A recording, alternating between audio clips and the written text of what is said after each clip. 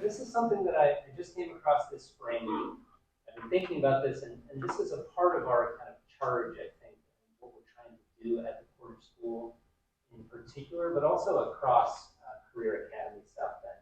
So this is, I know you can't read this, but I'll explain what it is, and then we'll talk about it in a second, okay? I want you to see the whole thing. There's a purpose behind it.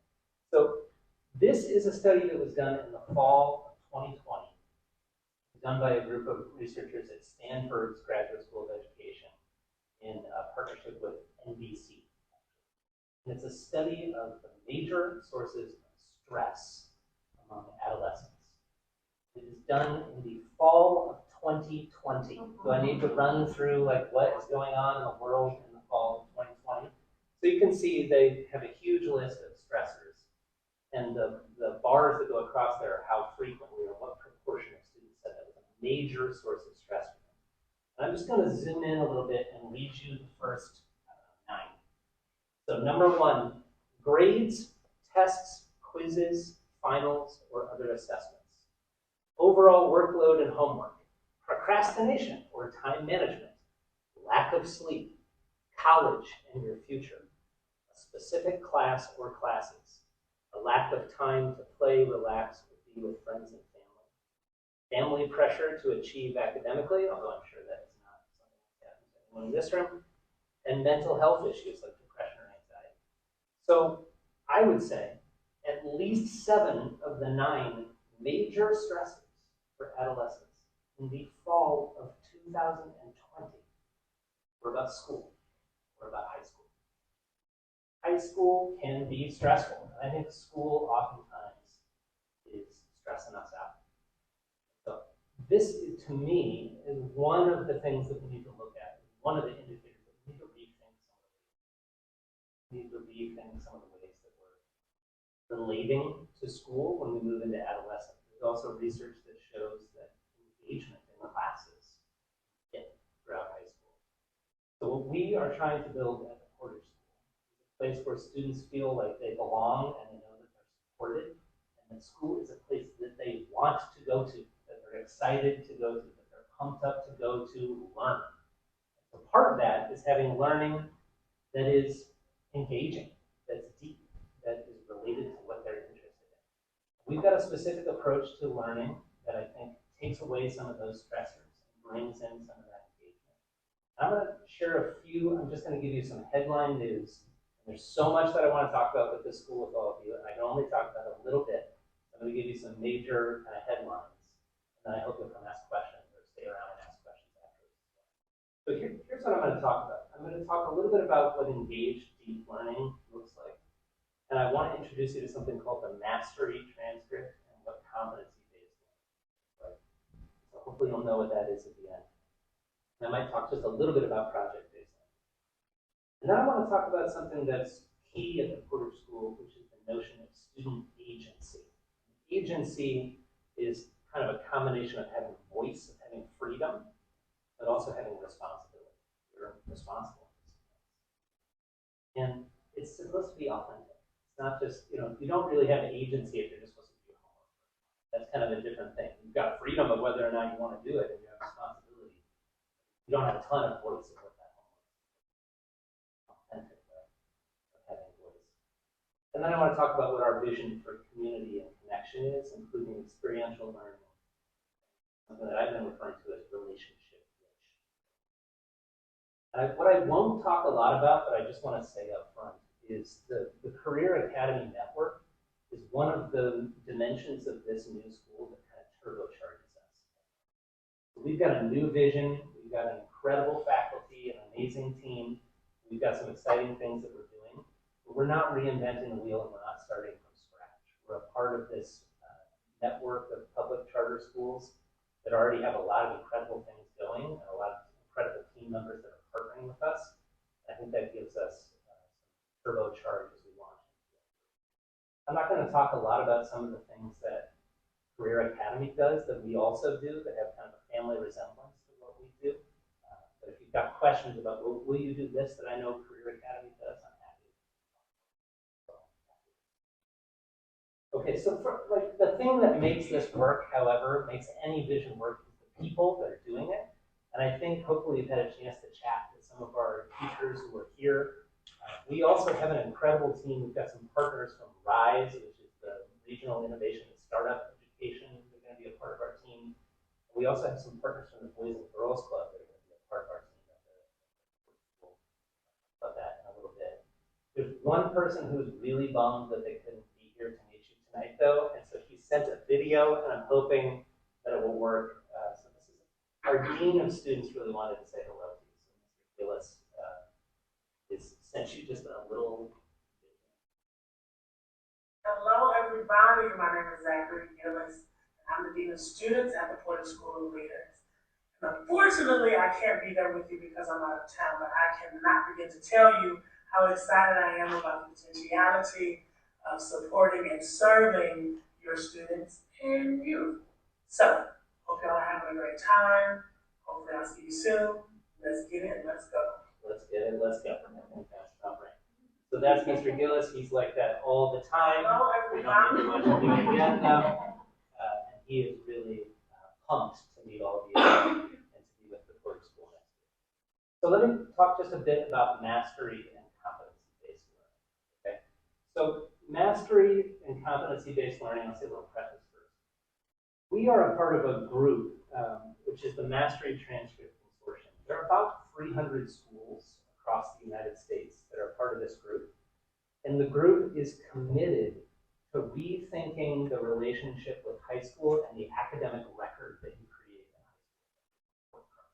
Grades and report cards. And so in high school, that's called a transcript. You develop your transcript at the end of high school. The mastery transcript has come up with a different way of building that record of what you've learned. And we at the Porter School are going to do a pretty normal report card right alongside what's called a mastery learning record. And we want to talk to all of you about what should be in that learning record. And honestly, my goal and vision would be that we leave report cards and transcripts behind and we go in this direction. But we're going to do both for a little bit to have a conversation together and see how it's working for us. But what we want to do is rethink what it means to get a grade in something, what it means to show that you've learned something. We're moving away from a kind of a deficit approach where you've got a perfect grade until you miss a homework assignment or you get something wrong on a test, and then that's just based on how long you sat in that class, one semester, 1 year, and then how much did you get marked down. That's kind of a deficit of taking away. We're trying to move towards an opportunity for you to show evidence of what did you learn. What did you learn? What did you master? What are the things that you know how to do? And show us that evidence of what you can do rather than where you fell short. Focusing on what you can do and what you learned. So part of that comes with this notion of mastery, identity, and creativity. Kind of a trinity that's really powerful for us in our vision of the school. So mastery is about have you mastered the skills and the content. Identity is can you see yourself identifying with this role, not just as somebody that does science homework, but doing things and knowing I'm a scientist. I have done this project in a way that I'm a scientist. And then creativity is knowing that you cannot just recite facts and knowledge that other people have taught you, but you can create understanding. You are capable of creating new knowledge, of contributing to the knowledge that we have within our community, both as a school community, but also a broader community. And so when we look at the actual transcript, we develop this learning record. They're autobiographical, so that the students themselves decide what to submit records. It focuses on a selection of foundational and then advanced competence. So the foundational, everybody has to do. And then the advanced, you get a bunch of choice of where do you want to go deeper and how do you develop those competencies. And what you do is you submit your best work that you think matches this particular competency. I'll talk a little bit about the competencies here in a second. And I'm going to show you what one of these looks like, but it's just an example from someone else's school. This is not from the Porter School. But we have these competencies, but we also have a standard curriculum. You're going to take a lot of classes that will feel familiar in high school. And the way that we talk about our challenging curriculum is vigor over rigor. So maybe you might have heard this, I don't know if you're teachers, if you've heard people talk about rigor. I know some people in the crowd are teachers, and they're probably so tired of hearing this word, vigor. Rigor means like high expectations. High expectations are great. But rigor also means like stiff, like when you're dead, you have rigor mortis, right? Like it's a stiffness, it's inflexible in some way. And so what we talk a little bit about is vigor, which is alive. Like this is a vigorous giggle that's happening in the front row right here. Vigor is alive, is growing, and we want high expectations that come alive, that feel alive, not that feel still. Okay. We'll have an academic honors diploma. You'll see in the schedules that we can talk about that there's a lot of familiar classes in the freshman year. But we also have an emphasis on problem solving and design thinking. We're going to have a class that is specifically about solving problems and taking a design thinking approach to that. I'm going to give you an example of that class in just a minute. But here's an example of what a mastery transcript looks like. I don't know, can you see any of the words that are on that kind of? Okay. So this just gives you these are not our competency areas, but you can see this student has developed competency in these areas of personal and social responsibility. They've given evidence for all these things.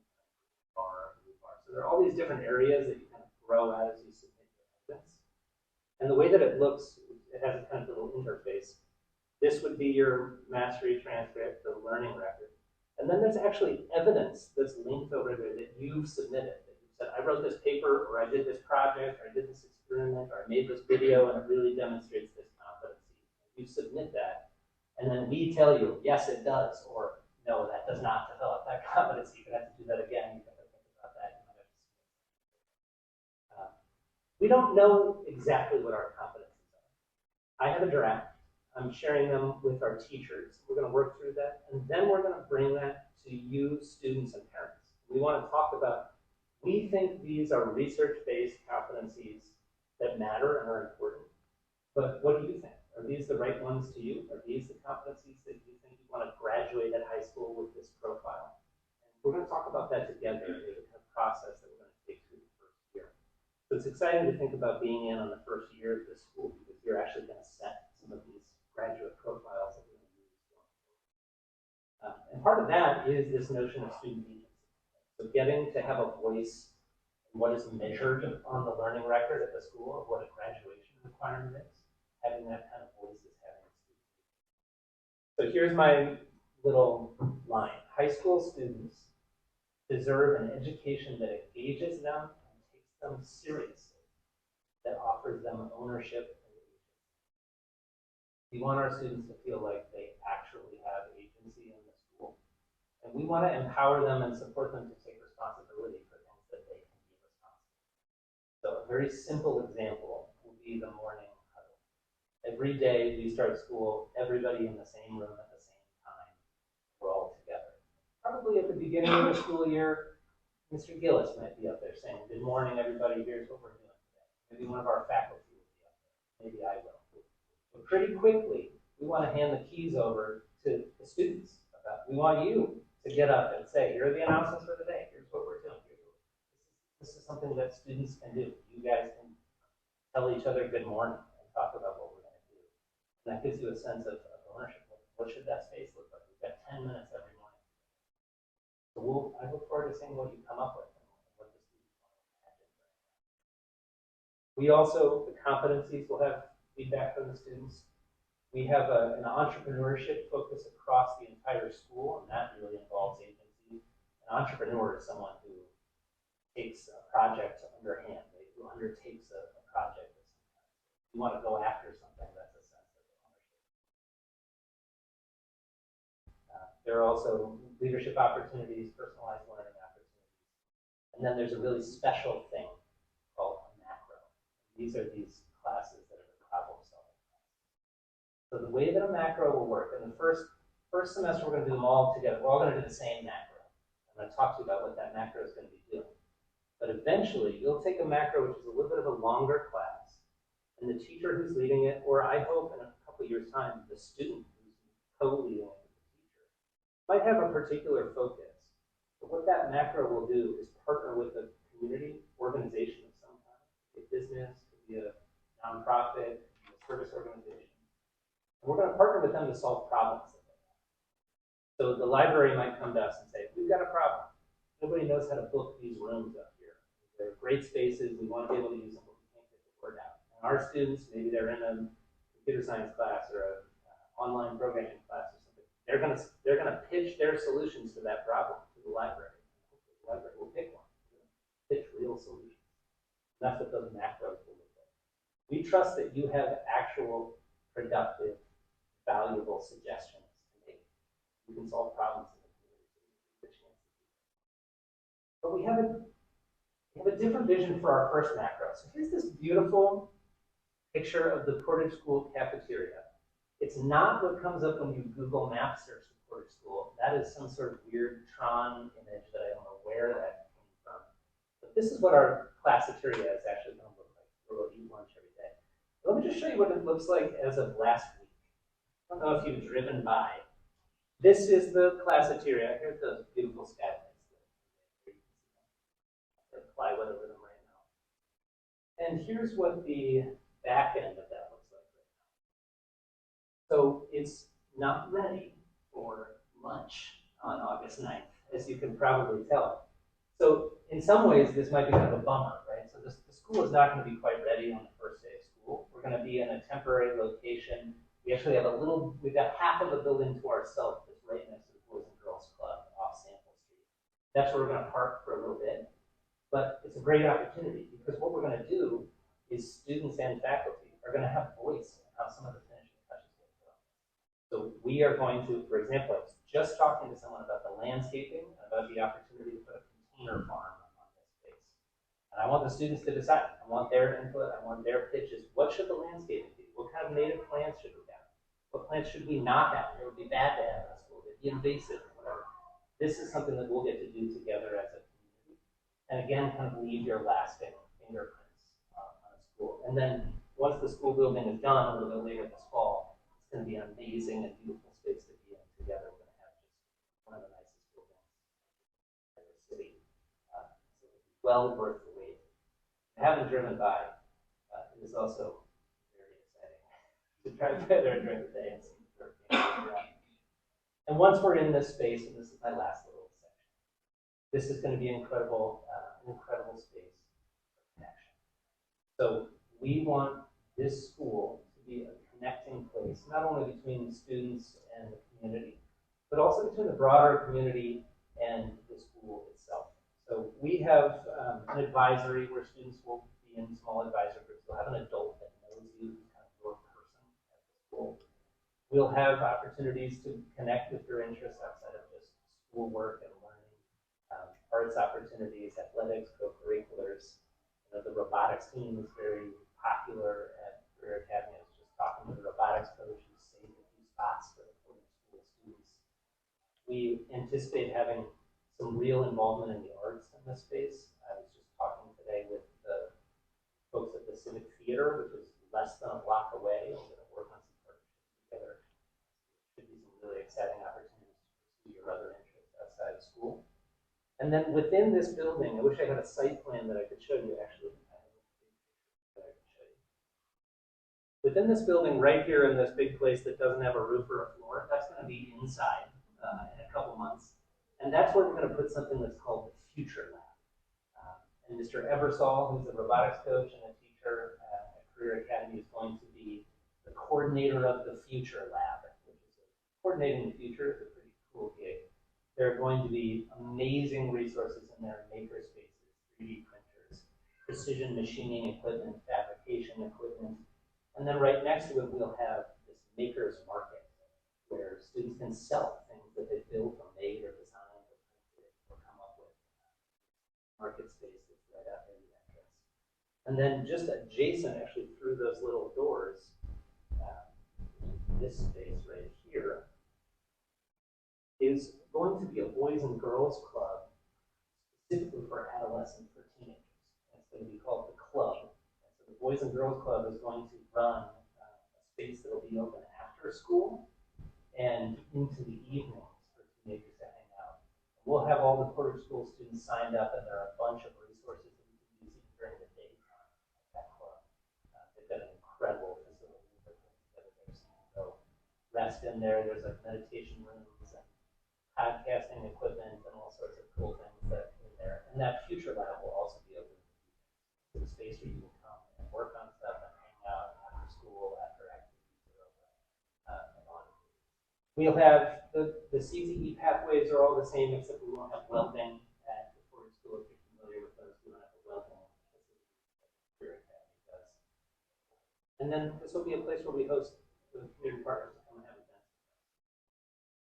Just speaking a few weeks ago with a group that is trying to talk about gun violence in our community and what might be done. There were a group of adults that had a symposium at the IUS Medical School. And the adults there were saying, we need to have teenagers there together and talk about what solutions they have in mind. So I volunteered our space. I didn't know that we were ready for a few months. But later this year, we'll host a symposium there. And we hope this is the hospital. Okay. I'm sure that I've said plenty. This is a nice, pretty picture to end on, but I'm also going to just put this QR code up. My guess is you have all the information you could possibly want, but just in case you want to pull this up on your phone.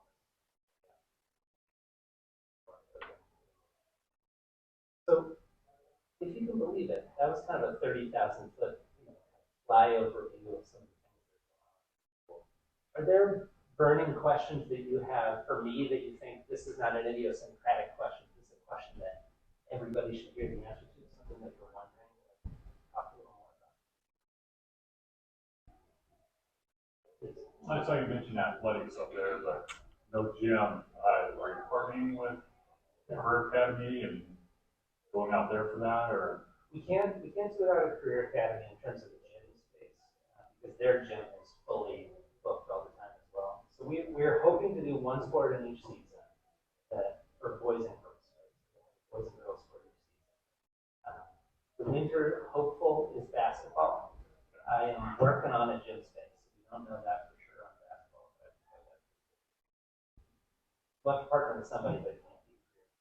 And we can't participate on the athletic teams at Career Academy. We'll have our own athletic teams. When it comes to band or robotics or things.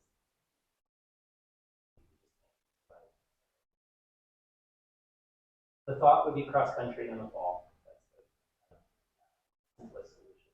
And then we can talk about what we want to start.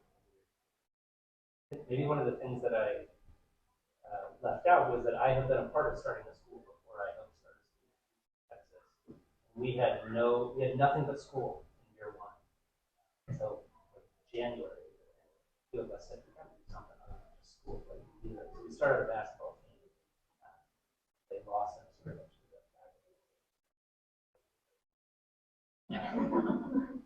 But yeah, we're thinking about that from the word go.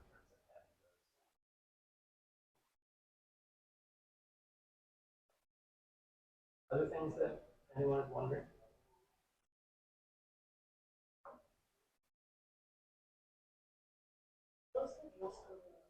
That's a good question. So it's going to be similar to Career Academy's dress code. We were just finalizing looking at some of our sheets. We were just looking at the dress code today and making some final tweaks. We're trying to make it very clear. We should have that out this week. So real clear answer. It's going to be very similar. Yes. What is the transportation that drops off? Yeah. So we have transportation between all of the buildings in the Career Academy network. And actually, our temporary location that we're going to be in to start the year is right next to the Success Academy and the Boys and Girls Club. So that makes that. But if you have children in multiple locations, you can drop them off at one spot, and we will have buses that will get them to the other locations. I figured out how it works too. Okay. I understand it now, and it works. But students do need to be dropped off at one of our locations.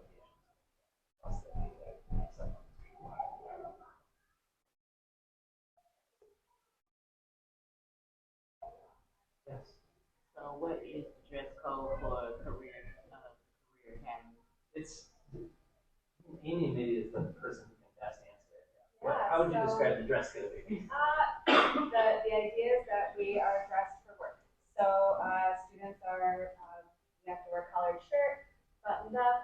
You have like a plain like sweatshirt over top, no hoodies though. But if you're around the cold, you can have a sweater on top or like a sweater vest. As long as your collar is out and we can see it. Career Academy or like Portage School spirit wear typically has been allowed as long as there's no kids on it. And then like khakis or doctor style pants or nice looking black jeans, that sort of thing. So think business casual, think a button down and a sweater on top if you run cold, and a nice pair of pants, closed toe shoes. It's pretty straightforward. We tried to make it. In the past, it's been pretty all over the place, and we really tried to make it a lot easier for families to negotiate with. I like that notion of dressing like you're going to work. We're going to be working with community partners who are going out and we want to represent ourselves well. I think something that I have said before, and I'll say it out loud in front of this group so it's real. I'm interested in student pitches on what the dress code should be. It's just there are certain constraints, right? Like we've got to work with community partners. We've got to be professional. But I would be interested in knowing what the students want to wear within those constraints, right? It's not like we have a ton of Portage School swag yet in terms of sports gear or something. Coming soon. Coming soon. Rob is on it. What other questions do you have? Yes. Yeah, it will probably, yes is the short answer to that question. It may be different for some classes, or maybe a few classes not the right exact, but yes, it is similar. Well, maybe following the clear backpack. Yeah, that's a good question. We were just talking about that. It's not in our handbook right now. No, how do you feel about that? And kind of Yeah, I feel the same way. I'm pretty torn about it as well. I don't know, did career make a choice that they did not put it in there? Yeah, I would say we're not going to put it in our rules or in our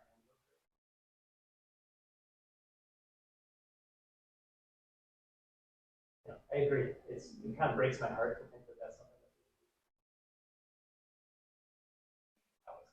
do. It will not be a policy.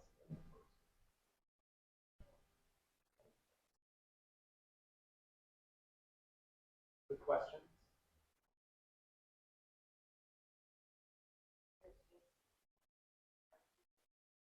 History, which backpacks, the honors of history. Yeah, but we'll personalize some of what we're doing. Like ninth graders will be similar to a grade, kind of all in the batch of classes with this problem solving. In our biology, we have a biology teacher.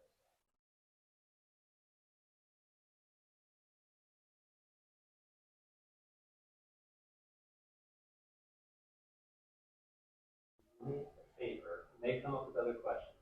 I hope you will write me an email.